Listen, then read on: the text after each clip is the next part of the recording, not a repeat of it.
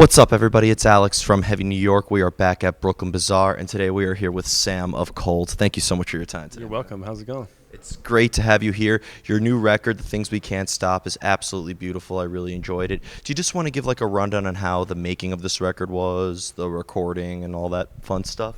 It was recorded over like several years, and Scooter did mostly all the songwriting and just the lyrics. He has a way of, putting emotional, things that have happened in his life into the songs that kind of help other people that have similar problems in their life or whatever like that. Really good songwriting. I helped with two of the songs on the record. I was working on the two songs were like Without You and Snowblind. Snowblind's on the album. The last Cold cycle that we toured, we played it every night. It wasn't on an album yet, but we were going to put a live version of the song on something, but it didn't happen. But it ended up on this album, which is awesome. During that time, I was working with my band, with the Baroness and Paul Leary from the Butthole Surfers, a band called Cocky Bitches on Slope Records, and we just put out a record last November. Oh, awesome. Yeah. What I'm curious is, you kind of in a way just answered this, but you mentioned that the making of this record was done over like a long span of time. So did the songs at all kind of like change as the years sort of went on, or what we hearing on this record is kind of like the first initial take of it?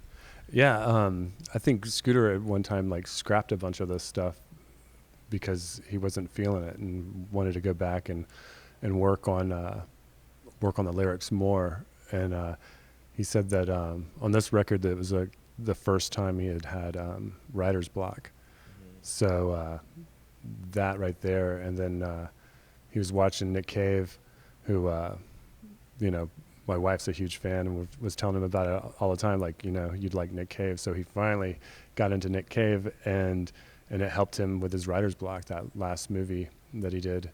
And so that's like, as soon as he saw that, he started writing every day, and that's the record. Yeah, Nick Cave seems to be an inspiration for a lot of people in music and visual art and movies and just about every medium. Oh yeah, he's coming to Austin. Want to see him? He played Austin a few years ago at ACL, and my wife and I went, and we were holding out our hands, and he grabbed her hand, and it was just like such a surreal moment because she's been a huge fan of Nick Cave, but she turned me on to Nick Cave, and he's super talented and awesome.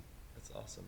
What I was curious is, being that this record, it was a while. Like, I think Superfiction, the last record, came out in 2011 or something like that. Mm-hmm. Okay, so I was still in high school when the last Cold record came out. This isn't conceptually, I don't know if you're like the appropriate member to really ask this, but this isn't conceptually like a direct follow-up to Superfiction, right? This record is more of like its own thing. Oh, definitely. Yeah. Every record kind of has its own vibe. I've been on every record but this record. I came back to play live, but like I said, I had taken a break and was working on other things, the Cocky Bitches, and now I'm back. But the Superfiction, it's a really great record, and that's another record that a lot of fans, I think even Scooter and I were talking about, Superfiction will be, in the future, like, people will be like, oh, I really like the Superfiction album now, a whole bunch, because at that time, I think it was missed, but with the success of this record, that people will go back and listen to the rest of the catalog. Yeah. Well, I feel like, in the end, it is Cold, like it tells you guys, but I think there's stuff that makes Superfiction stands out, from like A Different Kind of Pain to The Year of the Spider and even this record, right? I feel like you always have taken a new approach to every album. Yeah, with the vocals and the lyrics for Superfiction, he took a different route and was making up stories when usually he writes from personal experience. So I think the new record is more personal, and Superfiction was, made up stories, Okay. Like more of an external Mm-hmm. source. Now, you mentioned like you're working with the Cocky Bitches and a lot of other artists. Did maybe working with them allow you to also like come to Cold with like a bit of a different perspective or new ideas, or or is it a completely separate mind frame altogether, and you tend to have like a different approach with each project? Oh yeah, it's totally different. Yeah, for sure. Uh, Paul Leary, working with him, he's worked with John Paul Jones.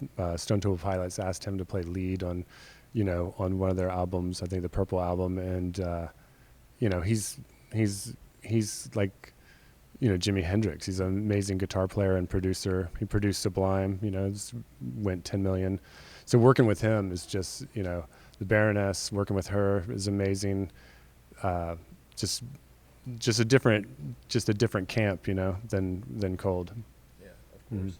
Now, for you, when it comes to songwriting for your instrument, do you need music before you could lay down sort of your part, or does sometimes the band work off of some stuff that you would lay down?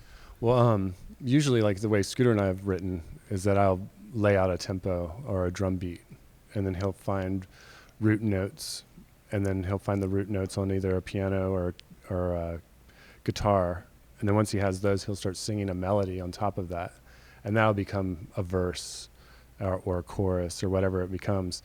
But a lot of our songs end up, written with the drums first, like the tempo or the drum beat that I come up with. Yeah, I'd imagine, because that's got to be a lot of pressure. And the famous saying, "Your drummer sucks, your band sucks." So like, do you like, are you improvising this sort of tempo that you lay down, or do you sometimes wake up, have an idea, and just execute it immediately? It's like a feeling, like, and then just some songs just come together. Like No One, all of us came into the practice room and started playing No One without, it just seemed to write itself, There's just magic moments that happen, and with music, it's just, that's what it is. You're conjuring up something that wasn't there before and turn it into a song. So it's like magic. Yeah, there you go. Music is magic. It's proof that magic exists. Oh yeah, definitely. Yep. And I have two more questions for you. It's fair to say that Cold has had some of the most dedicated fans over the years. I mean, it's going to be an insane show tonight. People have always been waiting. The anticipation for this album is just absolutely unreal. When you hear about how people relate to your music and how their music may have helped them through hard times, does that change on how you would look at yourself as an artist in a way? Yeah, it's a big responsibility, and it's nice to be a part of something that has like helped people, and we'll always have that, which is great. I mean, we hear some super tragic and sad stories, and it's hard sometimes, to hear some of the sadness, but we're so grateful that our music is therapy and therapeutic for them and helps them get through hard times. Yeah. And you, as an artist or a musician, you really can't ask for more than that, is to help people. Yeah, I've noticed with this record too, just the lyrics in a song like "Better Human," for example, and even the Snow Patrol cover, people were like really like taken aback by it in a good way, like oh my God, this brings me back to the good old days or something like that. Yeah, and it's like huge songs with emotion, and then the lyric content, really hitting it, super personal, songs, and that's what Cold has always done, really. Exactly. And the final question I want to ask you is, it's my favorite question to ask every artist because it's always the hardest question for everybody to answer. How do you know when a song is done? Good question. I don't know, that last cymbal hit.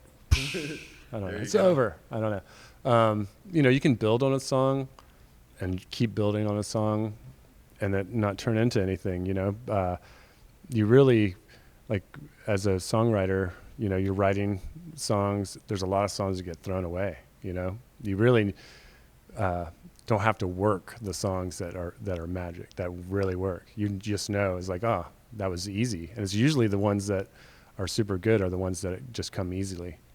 You ever worry though that the song you throw away is going to be on like a B-side record or just be the biggest hit you guys ever had? We just drop it completely and don't even work on it anymore. So they're lost. There's just so many songs that are just lost. And yeah. There you go. They don't even make it to the studio.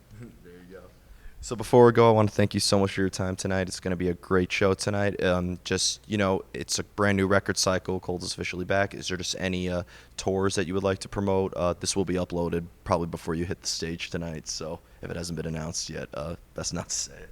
Yeah, I don't know of any dates yet other than these dates, but we have some future plans that look like they're going to happen. So I'm going to just wait, not to say anything, just see what happens. I was watching your live stream early so people could get an idea as well. Oh yeah, definitely. Yeah.